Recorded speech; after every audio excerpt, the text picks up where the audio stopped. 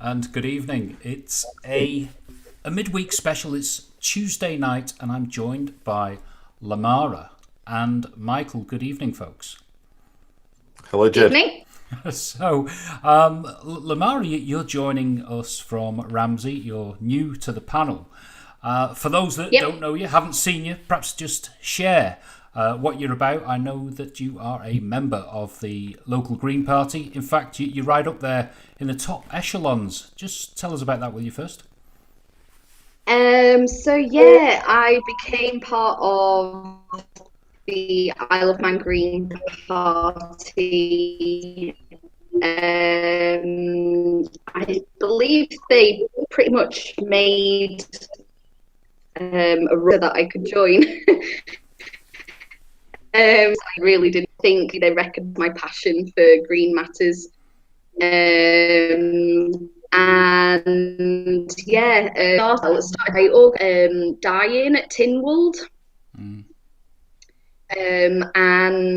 That was where we protested the kind of lack of action from the Isle of Man government on on climate change and environmental matters, which pretty much is still relevant to today.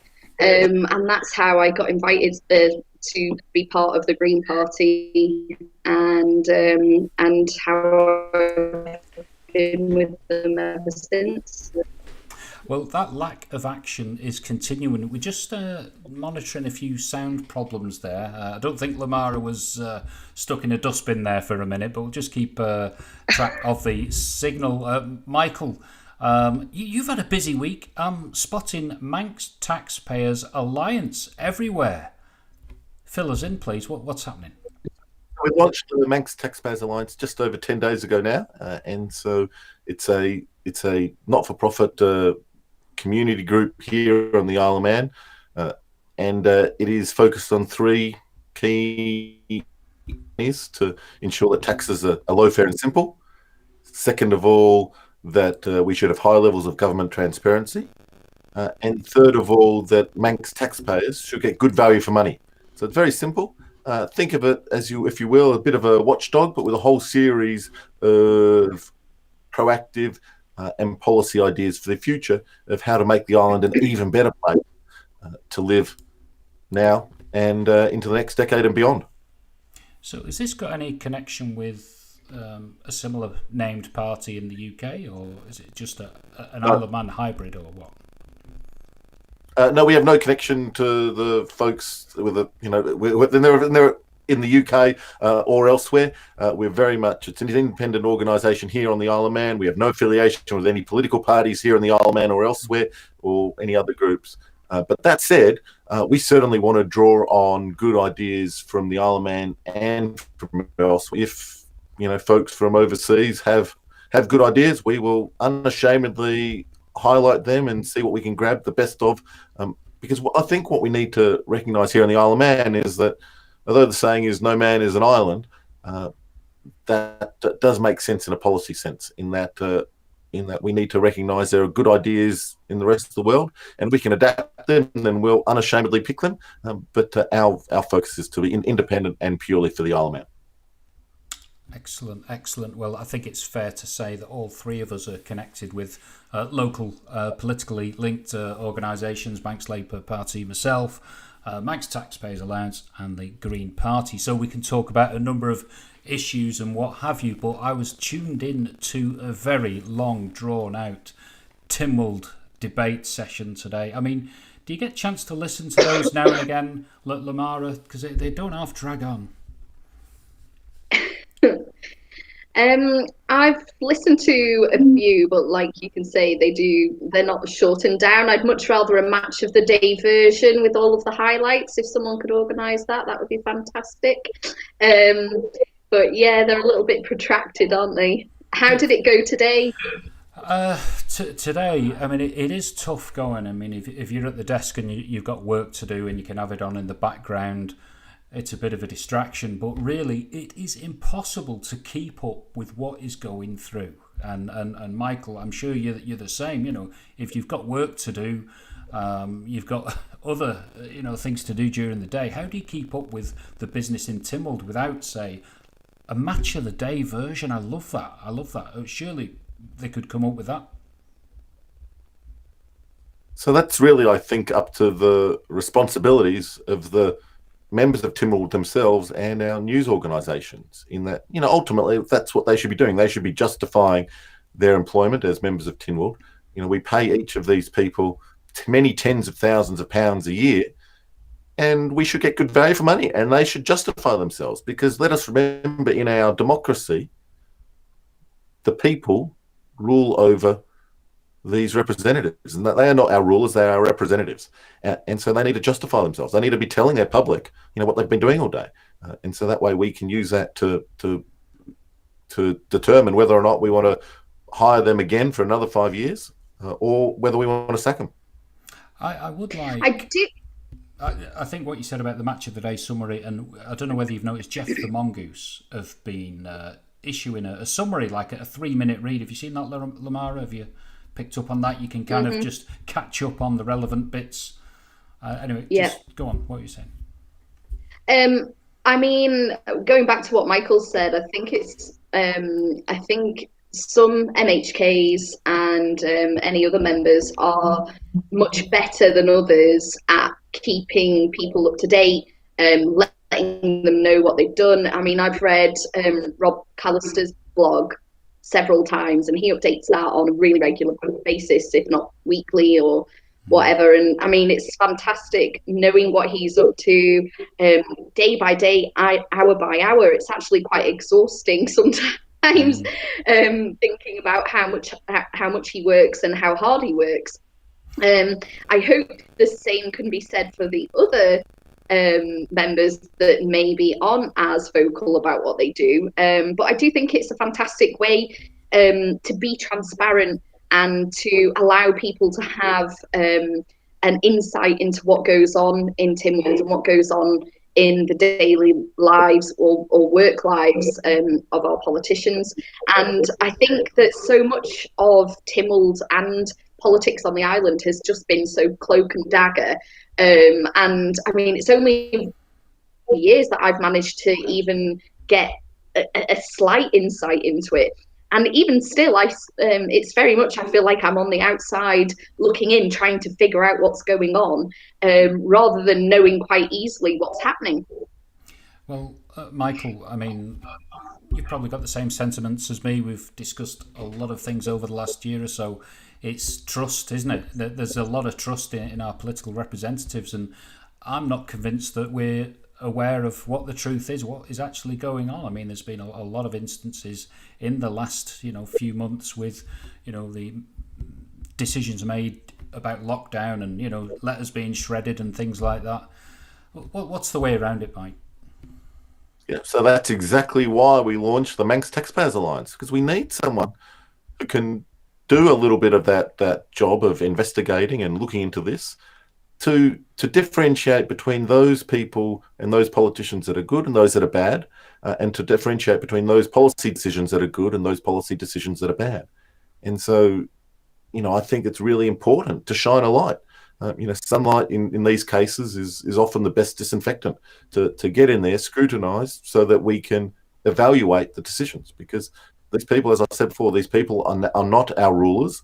They are our representatives, and they need to be treated accordingly. We need to scrutinise, need to keep an eye out, especially here in the Isle of Man, where, compared to across in the UK, we do not have some of the institutions. We do not have an opposition political party. We do not have an independent House of Review. We do not have a range of lobby groups or other stakeholders like chambers of commerce or trade unions.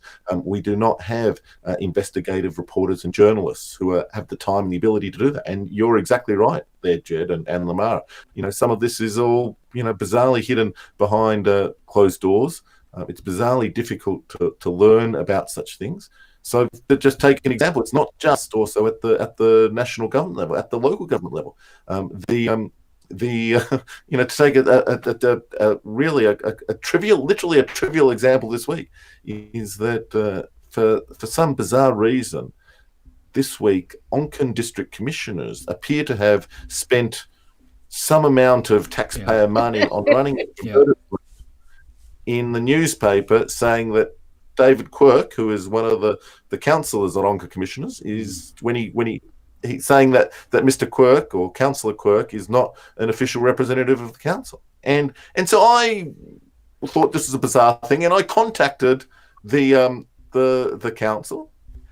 They first of all, later that day on Friday, they acknowledged receipt of my email, and then on Monday they got back to me asking me whether there was any legal basis for my inquiry. We're asking me whether I was submitting a request under the Information Act, and that is just a completely bizarre, a completely bonkers, and a completely awful way to treat their public.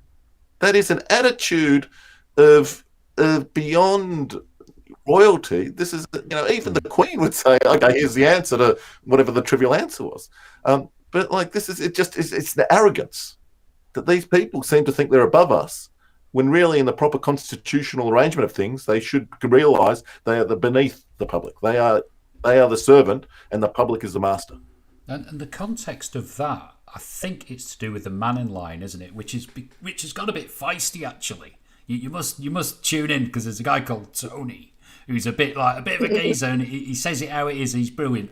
But occasionally you'll get David Quirk, and he comes on, and my God, you have your head in your hands sometimes, because he goes on and on and on. But he was going on about the toilets getting wrecked by the vandals and blaming it on the lack of community policing and things like that.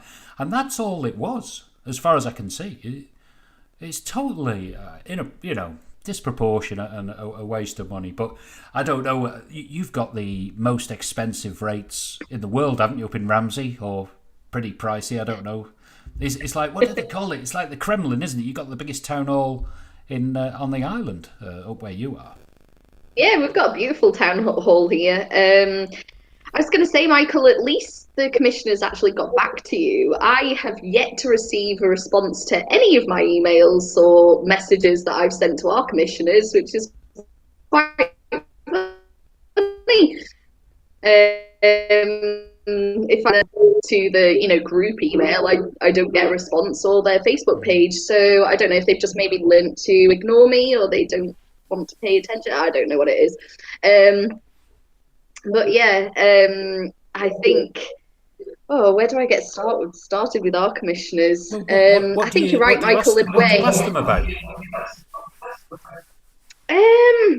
Well, I think it started last year.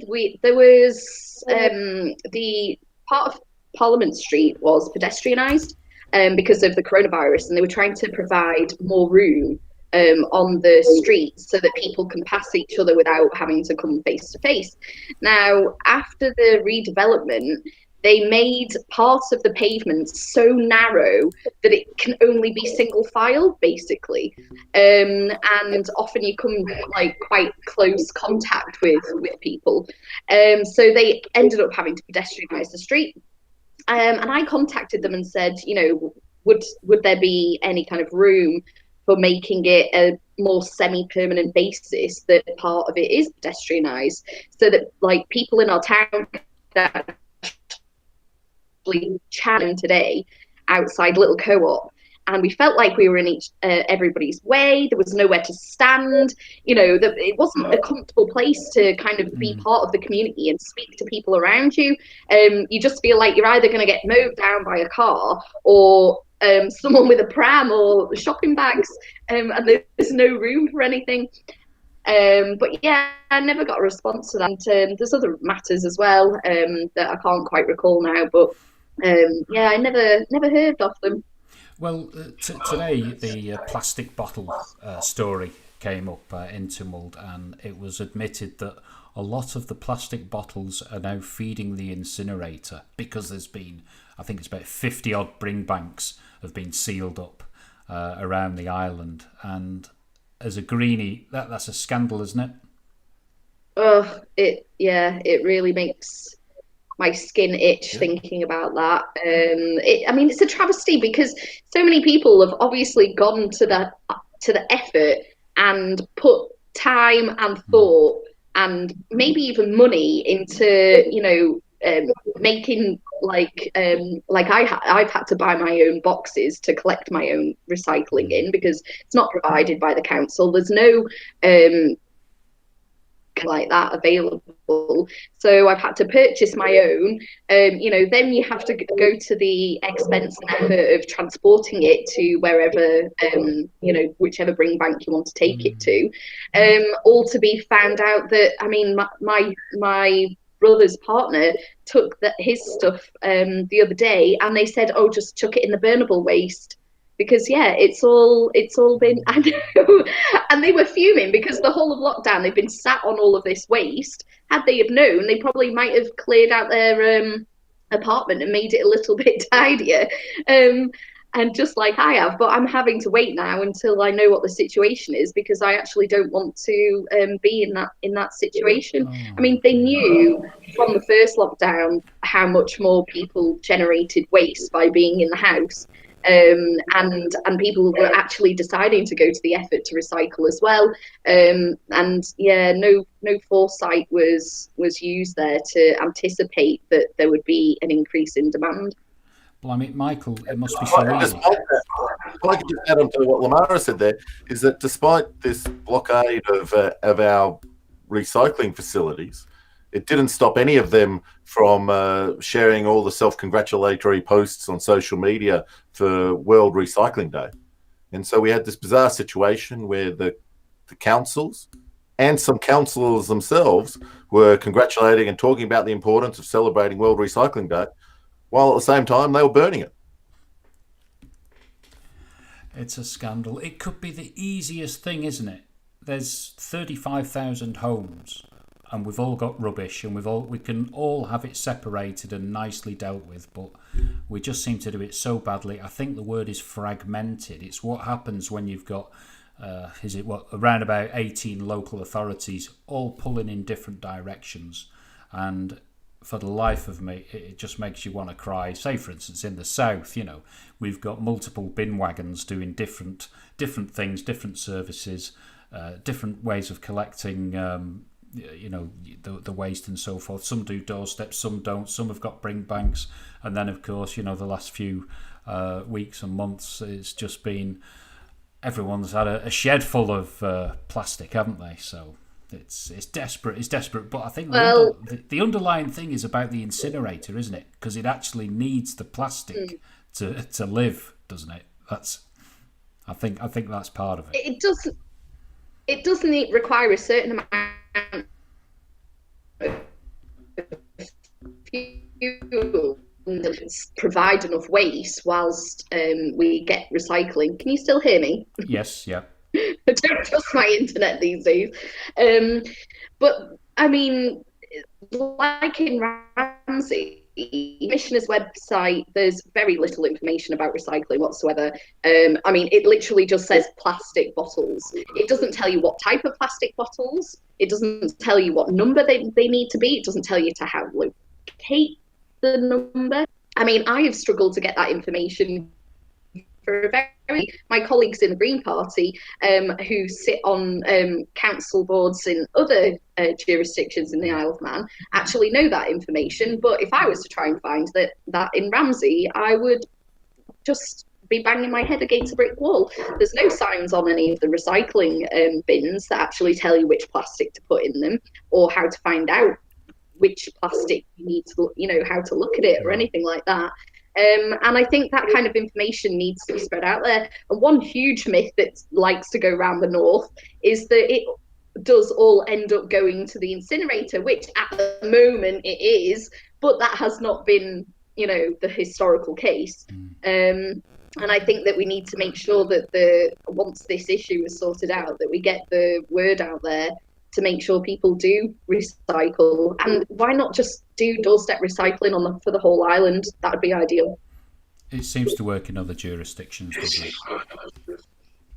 Sure does. Michael, should we pull up the charts? Is it time to do the charts? If I find the chart. Indeed. There we go. Welcome to our periodic vaccine update. And so this is an update on the number of first and second doses per 100 people to other nearby jurisdictions. This is generally updated to Sunday, so that is the 18th of April, 2 days ago, except for the case of Guernsey. Except for the case of Jersey, which is a further week behind. And so we are now probably the leading place for having delivered first and second doses. It is possible that there have been more doses in Jersey, but we don't know because their data is delayed by a week. And so after a very slow start, what is now the case is that those doses are rolling out here on the Isle of Man, and it's great to see.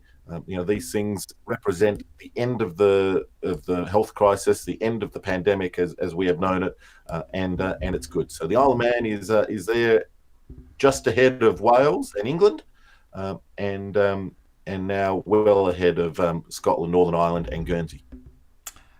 Well, that's quite an achievement, isn't it? And I think that's led on to the news today, where we're looking at June for our exit strategy. And there's a document issued today, which I think you've perused, Michael. Is that right? Yes, exactly. And so this is a document, and it's sort of weird that we talk about this immediately after the vaccination conversation, because this exit framework appears to be a bizarrely anti-scientific document in that it seems to imply that there is a communal benefit to vaccination. That is, this idea of herd appear to acknowledge or admit there's any individual benefit to vaccines. And so hence we have this bizarre situation that as of the 1st of May, this document appears to propose that who's been vaccinated back in January, so 3 or more months ago, had both doses and has to go across to Liverpool for cancer treatment for a day and returns, seems to suggest that person will have to go into isolation for at least 1 week, up to 2, depending on what the exact definition of the 7-day pathway option is. Whereas meanwhile, at exactly the same time that a vaccinated person who travels across to Liverpool for health reasons has to go back into isolation after traveling just for 1 day, at that same time, someone who is unvaccinated, someone who is coming from a global coronavirus hotspot such as India or Brazil or such a person will be treated to exactly the same mechanism, despite this hypothetical person from India or Brazil or who's been there not being vaccinated. And so it's really a bizarrely anti-scientific document, because it says that vaccinated people from the Isle of Man should be treated the same way as unvaccinated people from the rest of the world. And that just doesn't make sense. It's a repudiation of science. We now know that people who are vaccinated have significantly lower risks of carrying and transmitting the virus. The Chief Minister himself admitted as much almost 2 months ago now. And now we know, beyond any reasonable doubt, that vaccinated people tend not to be carriers. It's a much lower risk. And so therefore, if we want a document to be informed by science, it is right and appropriate that vaccinated Manx people should be allowed to travel and come back with much lower levels of precaution than unvaccinated people who are travelling here from elsewhere. It's not been quite thought out, maybe your forensic attitude has found a loophole, I think, Michael. It's going to be an interesting one. It's not really a loophole to suggest that vaccinated Manx people be treated the same as unvaccinated people from elsewhere, because that's what the document says repeatedly. It repeatedly talks about the identical process for all travellers. And I think that the reason that they have done this is that we have a government that is essentially a bunch of political cowards and are trying very desperately to avoid any suggestion of a vaccination passport, and that these people are therefore willing to ignore the science, and that these political cowards are refusing to listen to the science, that vaccinated people have much lower risks of transmission and should be treated differently. And that is a shame, because what we really need now is some courage. We need some courage to allow families in the Isle of Man and across in the UK to reunite in a safe and measured way. And I think it's also exaggerated because this government has this bizarre extremist policy of on-off binary, either everyone is under house arrest or no restrictions at all. And that is not a common sense solution.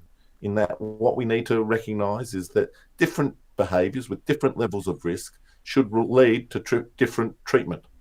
And so when we have people who are vaccinated at low risk, they should be allowed to return to the Isle of Man, if they're from the Isle of Man, much more freely. Blimey. Now, this was missed off the Tynwald paper today. I don't know whether you caught up on that, and I think the Chief Minister perhaps got his knuckles rapped a little, but it is going to be debated. So hopefully there'll be some amendments in the very near future on that one. But really, I'm not sure. Lamara, you probably keep your eye on the headlines from around the world, and there's new variants. There's India looks like it's going a bit wrong. Brazil. Yeah. Can you see it changing? Yeah, I mean, I really hope that the people making the decisions are keeping an eye on what's happening in the world, because, I mean, it seems that I believe that children are losing their lives a lot more to the Brazilian variant. And yeah, there's new variants popping up all the time. So at the moment, we have a handle on getting the vaccinations out for these strains. We have no idea, obviously, what's going to happen when. Hope, obviously, what you were talking about before, Michael. I saw a little bit of an announcement about that. Border restrictions will be becoming a lot more flexible in June, which is unfortunate because I won't have even had my second vaccination by then. So I'm not really too pleased about that. I would much rather be fully vaccinated before the risk of COVID is significantly increased on the island, as I'm sure probably a lot of people would like to be. But yeah, what are these questions? I feel like reading them. Oh, go on. We've not done. They're right in front of me. Can you see that? Can you see that? Yeah, I can. Oh, right. Well, that's from Sam, isn't it? We're developing from Sam. second-class citizens. Go on. What about people who are not able to get vaccinations for health reasons? Are they to be treated as second-class citizens? Really important point. So I suppose,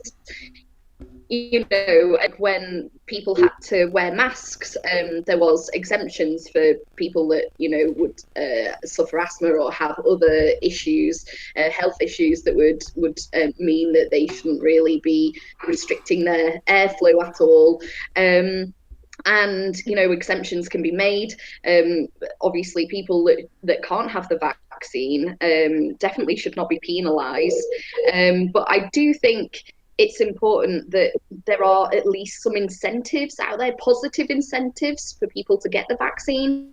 I see a lot of fear-mongering. I see a lot of conspiracy theorists that talk about the vaccines, and unfortunately I think a lot of misinformation has spread over social media vaccines, and a lot of people don't trust the scientists at all, and it's really quite worrying, because I think back in the day, so many of the individuals who were vaccinated first, so the 70-plus-year-olds, witnessed polio, witnessed all of these epidemics, and everybody was delighted when vaccines would come out for these diseases, and it changed their lives entirely. However, nowadays vaccinations are just more of a routine. Apologies, that's my alarm. And more of a routine, and people don't necessarily understand the importance of them because it doesn't affect them as much. There's, these outbreaks don't happen until obviously this pandemic has come along, and now it's thrown actually everything into turmoil, and people just don't trust the science anymore. I produced a couple of figures. I probably should have sent them to you before this chat. I didn't know which direction it was going to go, but I do have the figures, and I've used the Isle of Man government's dashboard to obtain them. So I'm not entirely sure how often they say they're updated regularly, but I don't know exactly obviously how long it's taking to book vaccinations. But the vaccinations for the over 45s between 45 and 69, the uptake is somewhere between 50 and 75% at the moment.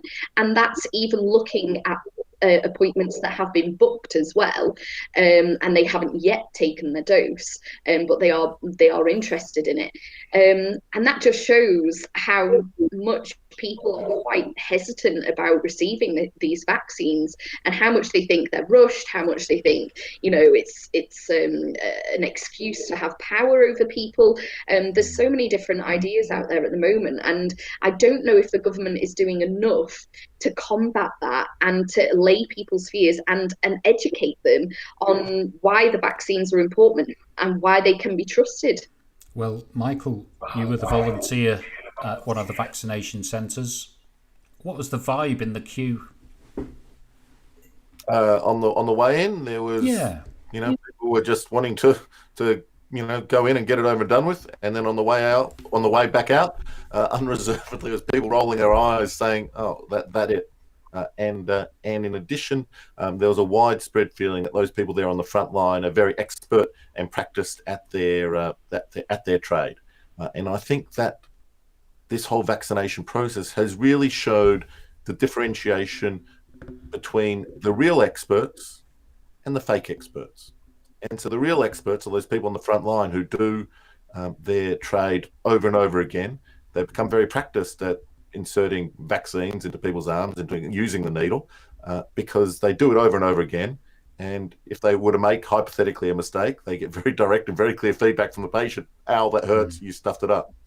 And that is a very clear differentiation between those real experts and the fake experts, those administrators who bungled the beginning of the vaccination program, who made us trailing back for a very long time, who in our vaccination program was a long way behind the rest of these aisles for quite some time. They bungled the start with this furfia over the indemnity. They bungled the starting of it over the Christmas and New Year period. And you've got to wonder, if we had vaccinated more people sooner, whether we'd have been able to prevent some of the deaths in this latest round. It's difficult to say. Obviously, we don't know, and we don't live in that alternative universe. And so we've got to differentiate between those real experts on the front line who are doing it over and over again, and the fake experts who are never held accountable for any of their decisions. Just got a comment in from Dale. You might be able to read it. There we go. Overstating the risk is not exclusive to conspiracy nuts. There are plenty of people suggesting greater COVID mortality rates than are the case. 2% mortality means are a gross overestimate. What does he mean by that, Dale? If you could provide some clarification. So what Dale is saying is that we need to be honest about the risk and honest about the true percentage of people who are actually dying from the coronavirus disease. And so it varies slightly across different jurisdictions, but we have in the vicinity of 1 to 2% of all people who are confirmed with coronavirus actually admitted to hospital.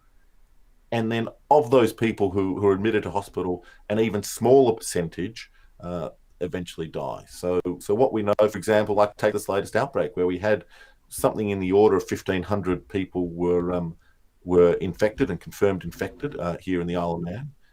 But of that 1,500, something in the order of four people died. And so just off the top of your head, that's about 1 in 300 and let me do it. Yeah, 375. And so that's 0.2% or thereabouts. It's a tiny fraction. And so there is the number of people who actually die from COVID, the coronavirus, is a very small percentage of the people who actually get it, well below the 2%, which is the figure that Dale was talking about. And so Dale is right there. We need to be honest that getting the coronavirus does not mean you're going to die. It mostly does not mean you'd even go to hospital, but rather there are some people who do get it and some people who do die, but it's much less than 2% eventually die from the coronavirus. You've got to have the faith, because there's so many distractions out there. Because, for instance, you look at the headline from Denmark, wasn't it, the other day? They've pulled the AstraZeneca.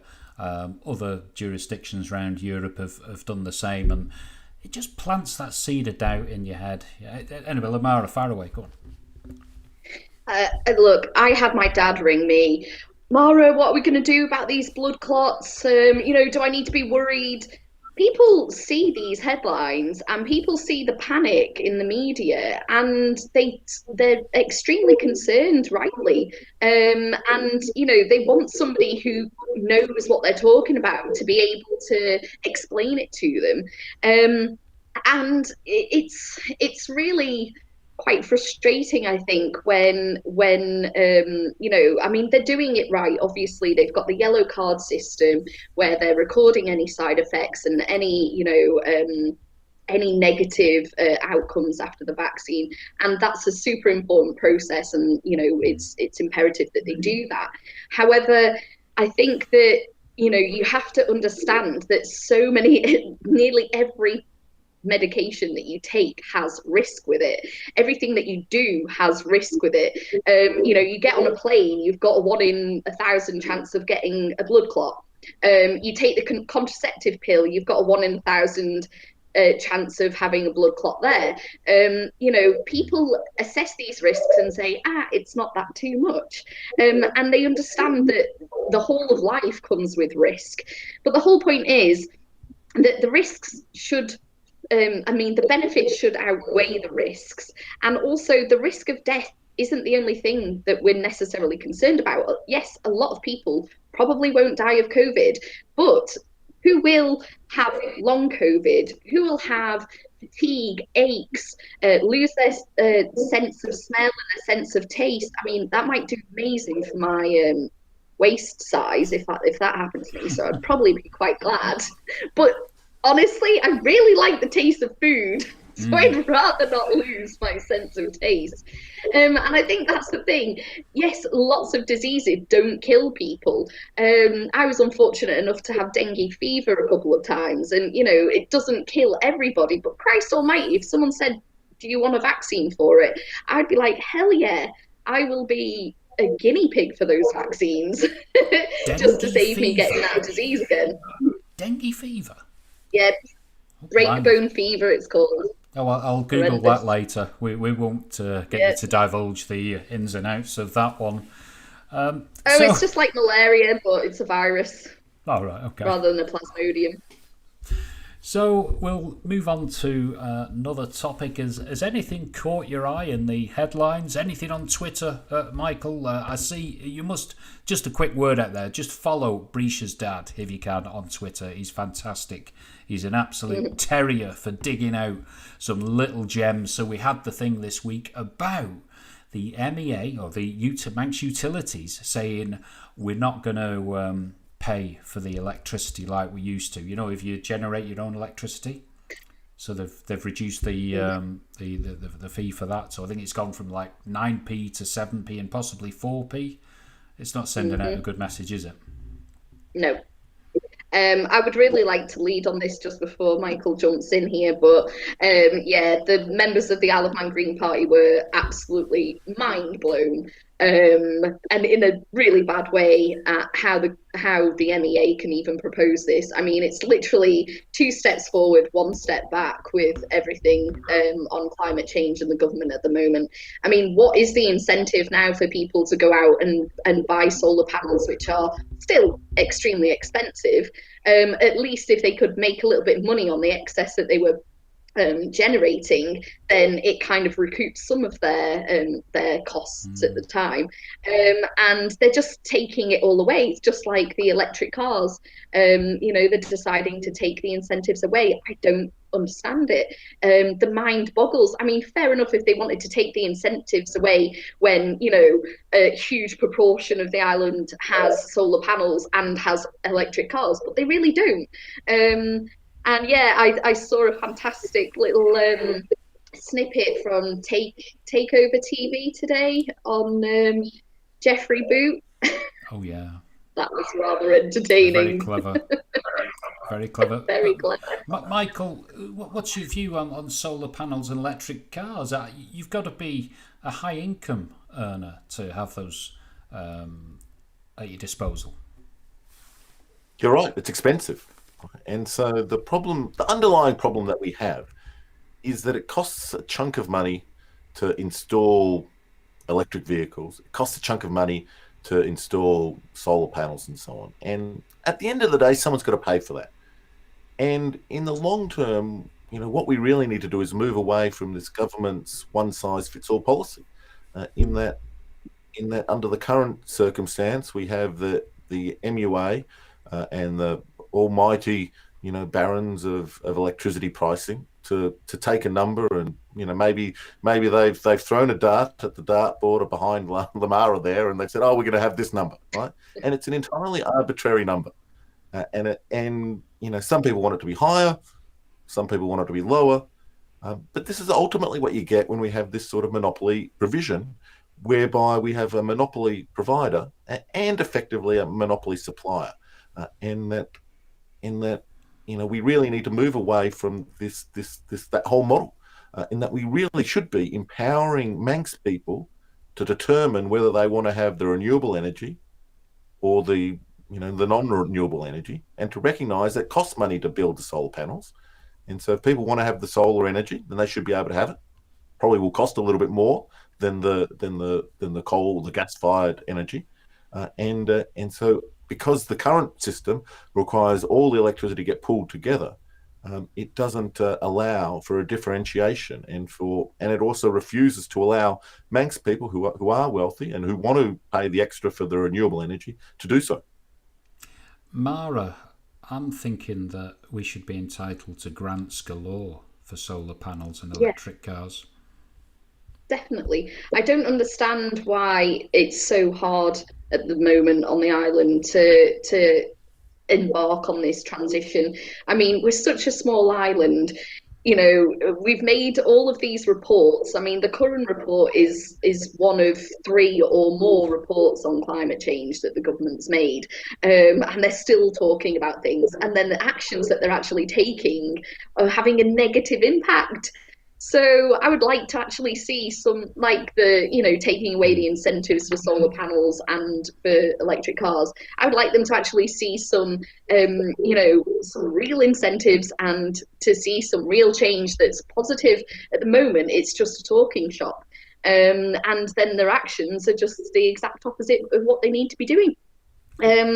And yeah, I mean, it's mind-boggling and it's frustrating. I actually heard some good news today that Boris Johnson's looking at improving the targets for CO2 emissions in the UK. I actually felt a little bit emotional, but it was coming out of Boris Johnson's mouth, so I kind of had to take it with a pinch of salt.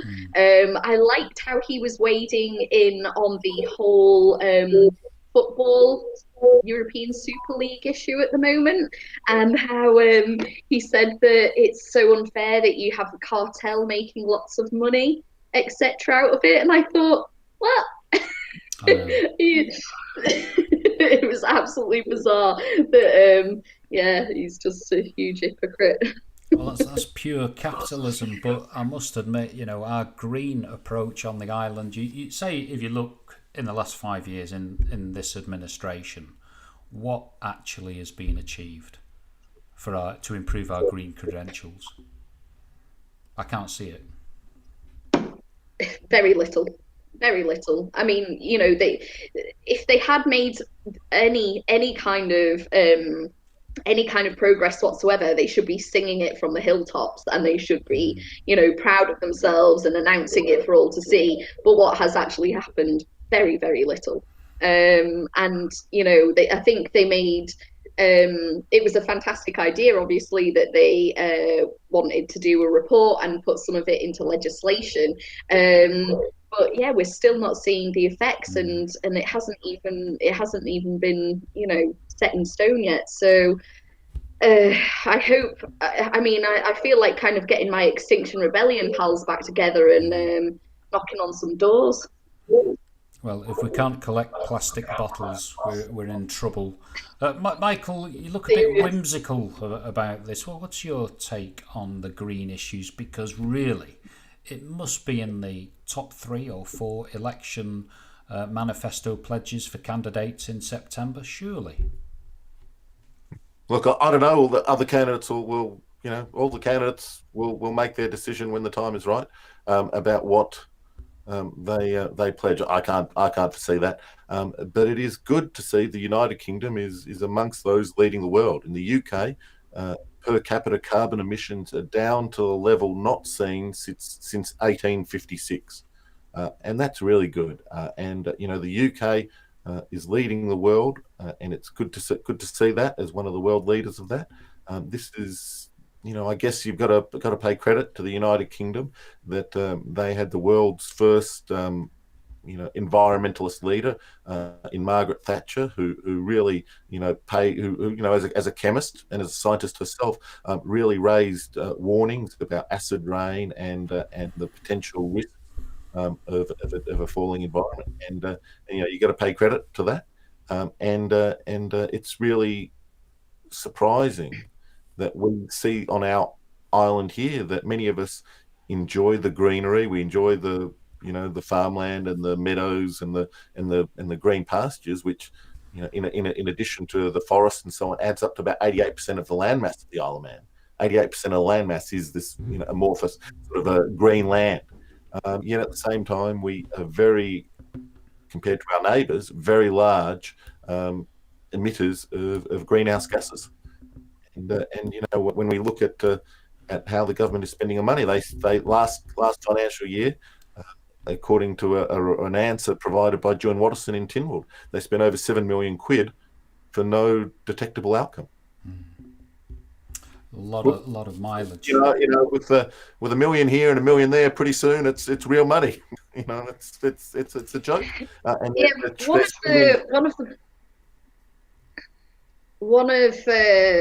An interesting figure that I actually came across was looking at the per capita carbon emissions rate for the Isle of Man in comparison to people in China.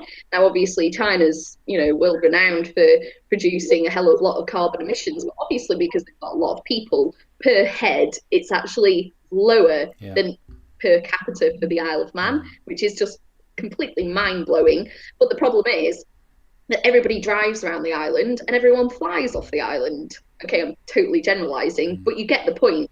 And the fact that the bus timetable's changing, I'm already hearing negative feedback about that. I've yet to actually really use it myself since lockdown's lifted and have a look how it's going to affect me. But I really hope that they're making things better rather than making things worse. I've heard that people can't get back from their hospital jobs back to Peel because now there's no buses running when they should be.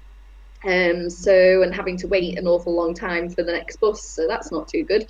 And of course, there might be more flights on the horizon, Michael. Oh yes, of course, yes. There is something happening on the flights front. That was on the news as well, wasn't it, Michael? Yes, exactly right. So good news here is that it appears that a Manx company appears to have purchased Stobart Air, which raises the prospect of providing, flights to and from the Isle of Man. And it'll be good, I think. Ettal, it's a Manx-based company, and it's a good deal for taxpayers because it didn't cost us a cent. And so that appears to be that they've put up a chunk of money. And if it succeeds, if it's popular with Manx customers, then it'll succeed. If it is unpopular and Manx customers don't want it, then it'll fail. And so now, over coming years, they'll have to earn the trust of Manx customers, and let's hope it succeeds. Just go back a bit there. So this has not come out of thin air because we know about Stobart Air, but I think in the news in the last few weeks we were hearing about, I think, Logan Air and huge sums of money to service the island. What's this new airline? Are they going to be doing new routes, new services? I'm not quite sure. I've not done my homework on this one, Michael. Yeah, so they've not yet announced any routes. They only announced the purchase at 7 a.m. this morning. So that was 15 hours ago as we're recording. And so in that sense, I think it's a little bit too soon to look for specific routes. But for this to be a viable purchase, you can expect some form of consumer air passenger travel, probably some form of freight in some sort or another. Obviously, the exact routes will remain to be determined, but I think that it'd be very likely for them to fly between the Isle of Man and the UK. Maybe it's Manchester, maybe it's Liverpool, maybe it's London, maybe it's Belfast, maybe it's Dublin. They seem like the most likely routes. But really, I think for any specifics, we'll have to wait and see. But it's after more than a year of not being able to get on or off the island. It's great. Let's hope that these flights start soon. Well, we need those transport links. I'm just whizzing down the comments. There's quite a bit of activity going on, so we'll just kind of backtrack a little. Wouldn't surprise me if they got a grant from the government to buy that airline. Who knows? They haven't. No, I can tell you they haven't. Yeah. Well, there you have. You heard it from Michael. I'll just dig out some of the comments here. So we've got Andrew Bentley. Please remember that Douglas Borough Council and Braddon are on different plastic contracts to the DOI, who are responsible for the rest of the island's plastic recycling. So is that fragmented governance? Could be. Just scroll down. I highly encourage people to go on recyclenow.im and look at Douglas Borough Council's information about recycling. It is fantastic. There's even a cool little video, a little animation video that explains where it goes. There's loads of information, loads of resources. Don't go to Ramsey Town Commissioners because there's absolutely nothing. So where's that on Douglas I'm Council? sure it's great when it runs. I'm sure that Douglas Recycling is great when it runs, but I've currently got 3 or 4 boxes worth of recycling sitting in my kitchen, and so hopefully it gets going. So is everybody. In the meantime, I'm sure the social media is great. Okay, I've got fake news getting pulled. Yes, this is James Corrin, who's News and Politics, as we know. And WHO say all vaccines are safe. Folk are dying for other reasons. Thanks for that, James. Yeah, there's a few troublemakers around on that front. In fact, he's come on again. I think he's Green Minister Buckshot Boot just wants to kill animals for fun in the name of conservation. There's nothing green about him. That's quite a remark Definitely, to make. totally agree. We've got Charles. We hope that Mara recycles her glass bottles. I'm sure I sure do. Does. Oh, here's one. My 0% Heineken bottles. 0% Heineken. Yep. That's an enigma. But there we go. Now, I must admit, when Mrs. Thatcher got mentioned there, Michael, my hackles were raised because, she did a lot for reducing the output of the UK coal industry. We know that, but Sam Hamer says that Thatcher didn't even let us attend the Rio Earth Summit. John Major had to sign us up to those agreements once she left. That's one for the reference books, I think. And here we go. Charles Price. I thought an offer had been made, but not necessarily accepted yet by Stobart Air, and that is our man Chuck. He's a flyer, I believe, so he may be in the know on that. Well, I can tell you that London. There's a notice on the London Stock Exchange from the company that it's known as Stobart Air, but it's currently trading as Etzel. I can't even pronounce it. Etzel. It's all these modern words that are not real words. But anyway, Stobart Air is the announcement was public. It went live at 7 a.m. this morning, and so obviously it'll be subject to the crossing all the dots and T's and whatever regulator approval is needed. But certainly we can, certainly appears to have been accepted and so on. Oh, right. We've got one from Alice. Risk of COVID isn't just death. 1 million people in the UK have got long COVID symptoms. That's with 10% of the population have had COVID. It's not just losing sense of smell. It's a mashup of grim symptoms. And yeah, this is popping up in the local sphere as well. It'd be interesting to see what pressures we're going to have on our local health services with that, as well as the 3,000 people who are stuck on the waiting list for just general medical and clinical issues, because I think this is going to be the bigger problem than COVID itself on the Isle of Man. I think it's the outcomes, the huge alcohol intake that, again, I speak to someone who works in a supermarket, and it really is Christmas every week on the volume of booze getting downed. Right, who else have we got here? Here we go. Another one from Sam. He's very busy with a keyboard tonight. So central government said Douglas Borough Council were only allowed to run our statutory services, which didn't include recycling. We started our service again on Monday as soon as we were allowed. So there you go, Michael. You'll be able to make some room in the kitchen. Well, I think we're just pushing an hour. I think it's worthy to note that our transmission, our signal got better after 10 o'clock. So I have this theory that maybe it's better to just start again after 10 p.m. in the future. But I think that went pretty well. Had a few gremlins to begin with, but this internet signal is a bloody nightmare, isn't it, at times? Yeah, it really is. It's horrendous. What? I'm going to have to go to my mum's or something. Well, just before we finish up there, Jed, it sounds to me like we've just had some breaking news with is it, and obviously we cannot, and I obviously cannot verify the identity of the person who left that comment, but that was posted under the name of under the same name as the Douglas Council there, Sam Hamer, saying that Douglas Council was not allowed to. Can you bring that comment back up there, Jed? Yeah, sure. Hold on. So we do not have the ability to verify the true identity of whoever made that comment, right? But he appears to be saying that Douglas Borough Council were only allowed to run our statutory services, which didn't include recycling.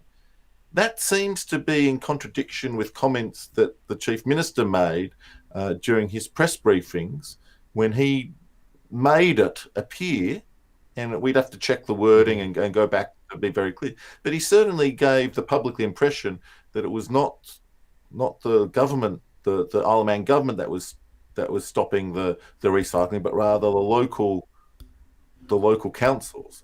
And so in that sense, that seems to be very surprising. Maybe there's some sort of weaseling around the recycling or bring banks or doorstop thing. I do know that the government direction notices did give specific allowance for people to leave their house to do recycling, but that certainly sounds like a difference of at least of opinion from what the Chief Minister was saying, and so this maybe is a lesson, Jed, is that you should watch the whole hour so you can get the late breaking news of councillors saying that Chief Minister was wrong, and obviously we'd have to look into the wording to figure out exactly the details of what they're saying here. But that certainly is some late breaking news here at 10:30 p.m. on a Tuesday night. And the beauty of Skeetnet is that Sam is asking you to get in touch, so the full facts can be delivered. Go on, Mara. It just, the mind boggles though. Why isn't there a centralised national policy on how to deal with recycling? And fair enough if there's individual responsibilities to maintain, the local bring backs and things like that, then fair enough. But there should be a coordinated approach and guidance provided to each of those borough councils, because it just seems that there's no consistency whatsoever, and it seems some councils are really good at it and getting it right, whereas others are just lacking behind, and that might be great because for example, Douglas Council has fantastic members. They've got members of the Green Party who hold seats there as councillors and are able to provide them with so much information and so much guidance that probably counts those individuals. They don't have that resource of knowledge and assist and provide guidance on that. I'm guessing why that is, but if it could be centralised and at least that information fed down, then I think that would be a great start at least. It seems so blooming simple. Look, we'll be just signing off soon, but Chuck, our man Chuck Charles, what about the borders? Is self-isolation here to stay? Oh. Well, we've pretty much said that that's not going to happen. COVID's So certainly, COVID's going to come into our lives. That's what he said in the briefing, didn't he? He said that they're stepping out of our lives and that COVID's stepping in. What a thought. And we're on our own. What a thought.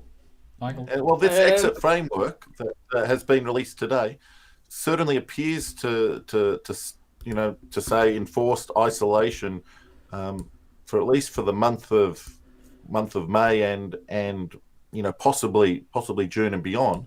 But what is bizarre is that take for example Charles, who's a local man, resident here on the Isle of Man, works as a key worker across and as a pilot. I do not know his medical individual circumstances, but I suspect it's very likely that he's been vaccinated.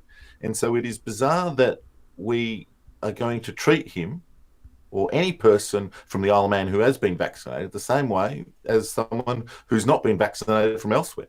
And so yeah, this really matters to people's lives, especially key workers like Charles, who are so important to the proper functioning of the infrastructure, not just of the Isle of Man, but of the world. But surely, we do live on such a small island. We could really have a grip of this with having the most efficient testing at the ports of entry. And even before you get here, it could be an app on the phone. There could be all kinds of means to make it super slick, almost South Korean in nature.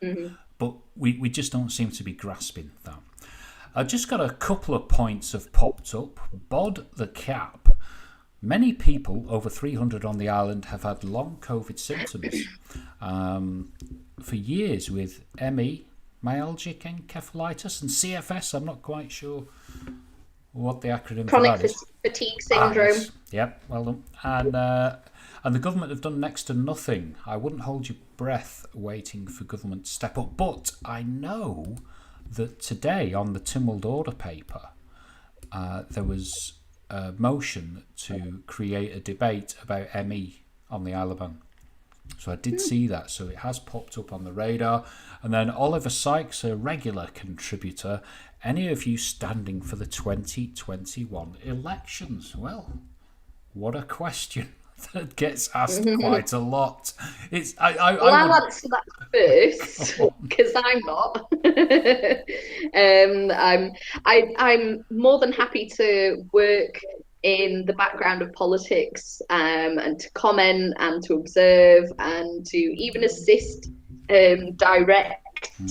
But at the moment, I'm not willing to or ready to commit to a life in service. And it's quite early, really, for anyone to declare such intentions. And I think it'd be wrong for anyone to be put under the spotlight for that, Michael. That's fair enough, isn't it? I don't know, like different people will be in different circumstances. And let me be honest here, I don't know. A lot of people have encouraged me to stand for Douglas Council or for the House of Keys. I don't know if I will. Maybe not. It really depends. As I guess the two of you all know, but many of our listeners will not know, I stood for Tynwald last year and lost by 6 votes. And so from the point of view of someone who was a candidate, one of the difficulties here is that a lot of the costs of being a candidate are very personal. They're very focused. And so, it requires a chunk of time. It requires a chunk of effort. There's a wonderful book by a woman called Isabella Hardman, who wrote a book, Why We Get the Wrong Politicians. She talks about this issue in that being a candidate is very challenging. It requires a lot of effort. It requires a lot of time, a lot of resources. It's not cheap to do it properly.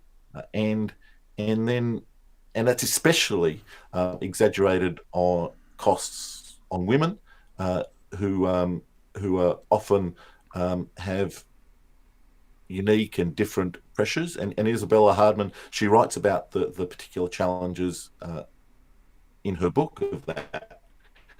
And in particular, I guess those costs are especially difficult for an outsider.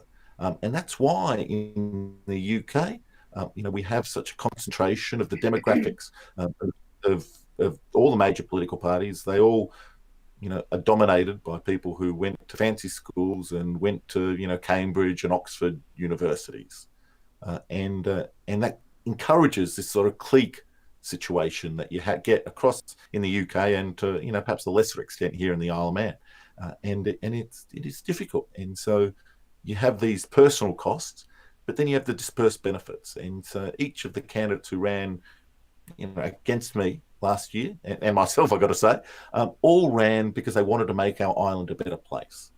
And so to answer Oliver's question substantially, I guess the thing that I've got to weigh up in my mind is the personal cost and that sort of community service. And I don't think it's an easy decision, and I guess that's why we often keep getting the wrong politicians. Interesting. I think this year, this September, is going to be quite unique. I think half the population who are female will be thinking they're not being represented in government. They're not being represented or having a part in the biggest decisions that have affected our island.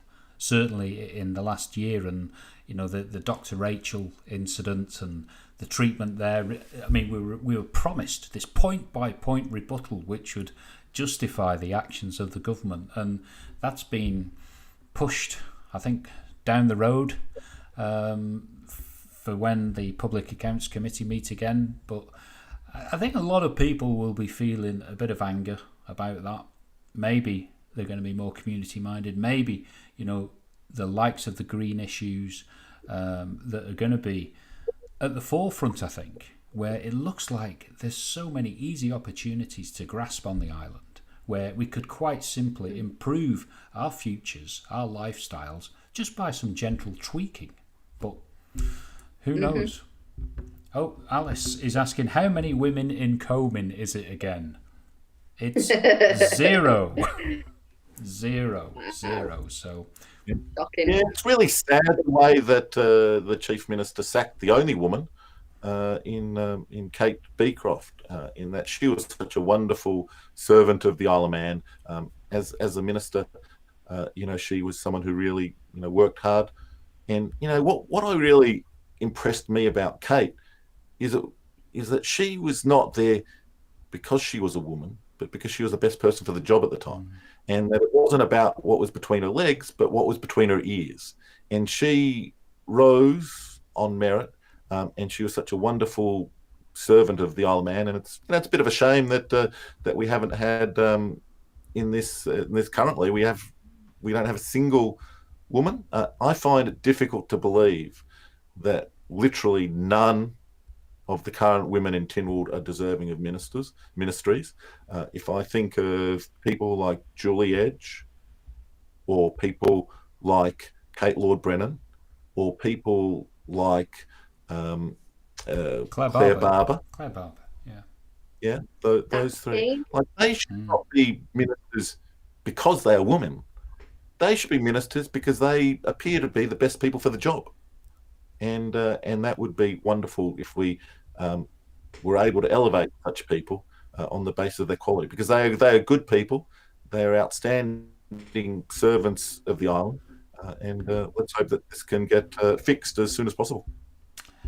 Well, will we get more candidates though? That's the key. Will we get more women putting themselves forward, or will they just receive the same kind of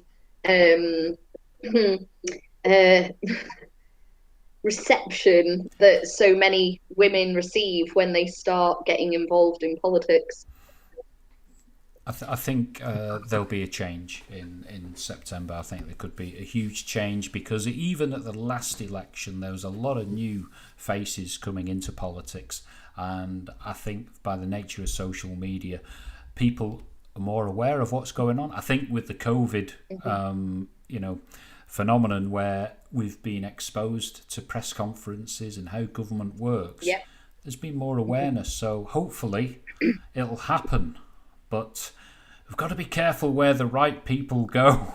That's the problem, isn't it? With the way the Isle of Man is split up, it's you say you've got two places in Ramsey, haven't you? And that could be quite competitive, couldn't it? Really? Yeah, most definitely. I mean, we've got fantastic MHKs at the moment. I really think Allenson and Hooper do a brilliant job. And yeah, I mean, I wouldn't want to stand up against them myself, that's for sure. But we do need a bit more diversity, I think, in for our representatives. And yeah, I hope that actually happens. One thing I would like to say before we clock off for the night is, do you think that people are a little bit more political these days because of the influence of social media? I think for me personally, I remember feeling quite politically minded when I was younger, but I wasn't an active participant. With social media, it's so easy to actually become a participant in political conversations without even knowing it. Because politics is just life, isn't it? It's just life of what's happening and how we decide to live and how we decide to run our countries. And it feels to me that people are becoming more involved and are becoming more opinionated. Do you guys feel the same way? Michael? So it depends how you measure such things. If you look at the turnout for voting in the UK and in the Isle of Man, there doesn't appear to have been any noticeable shift in the recent times. The significant outlier there is in the US, where there was a surge in voter turnout in their 2018 midterms and their 2020 national elections. I suspect that that's mostly driven by a combination of love and hate for Donald Trump rather than a broader social media phenomenon. And so in that sense, it's the evidence for such an argument is probably a bit sketchy. It's possible, but at the end of the day, democracy is about more than voting. It's about people having a say and coming up with these decisions in open and transparent ways. And let's hope that people do participate. I think, we know people care. People care about the environment where they live and folk that are around. And you look at the landscape, take for instance the last year, and we look at the island that lives on Facebook.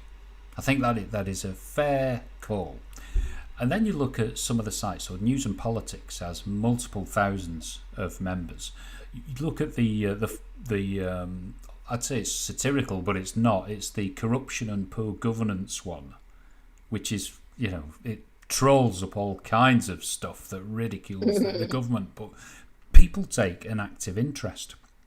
And then if you have got a passion about something, you can go and research it. So you can go into freedom of information, you can go into Hansard, you can explore more about politics than you ever could have done before. You think before the digital age, what would you have done? You'd have to go to Tynwald and listen, or you'd have to, read the newspaper once a week, or, converse with your MHK one-to-one or on the phone. So the landscape has certainly changed, and I think if you really do care and you're really passionate, that why not give it a go? But it's not just about the House of Keys.